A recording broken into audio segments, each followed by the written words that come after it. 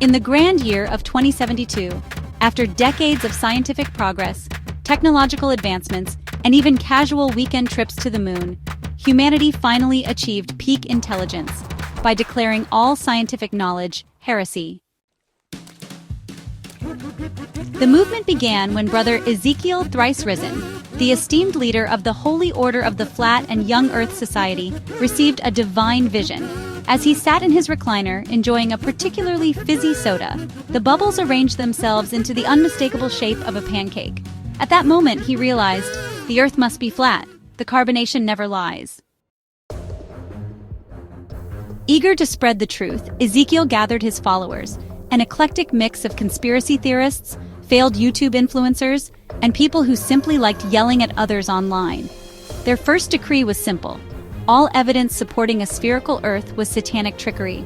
Photos from space, CGI, gravity, a hoax by big science, ships disappearing over the horizon, a government conspiracy involving strategically placed underwater trampolines. The movement grew, but soon schisms arose. The Church of the 6,000-year-old Earth, led by Bishop Cornelius Youngblood III, accused the flat earthers of being only half right. Yes, the Earth is flat, he admitted, but it is also only 6,000 years old.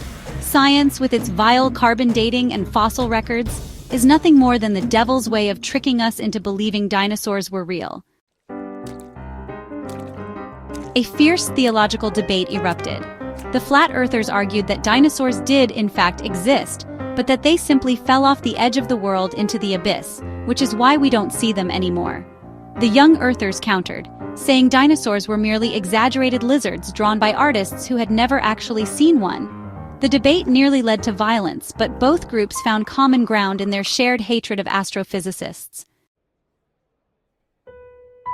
Meanwhile, in the rational world, scientists were baffled. They had provided endless proof of the Earth's age, shape, and cosmic insignificance, but the believers responded with an unshakable defense. Were you there? NASA, in an attempt to educate the public, launched a program offering free trips to space so people could see the round Earth with their own eyes. Unfortunately, the first passenger, Brother Ezekiel himself, upon seeing the curvature of the planet, declared, "This window is obviously a fisheye lens," and demanded to be returned home immediately.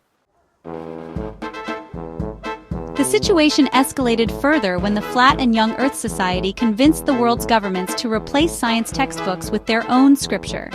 Chapters included, "The sun is small and personal, like a divine flashlight, the moon emits its own light, prove it doesn't, and volcanoes God's angry pimples."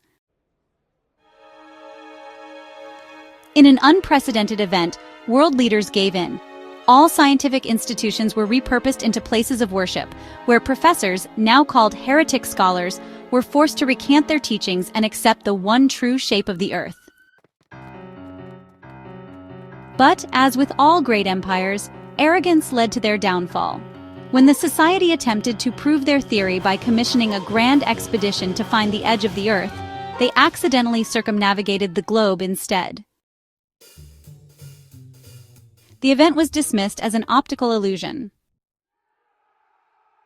And so, the world continued its steady decline into ignorance, as humanity once again proved that it could look knowledge directly in the face and call it fake news.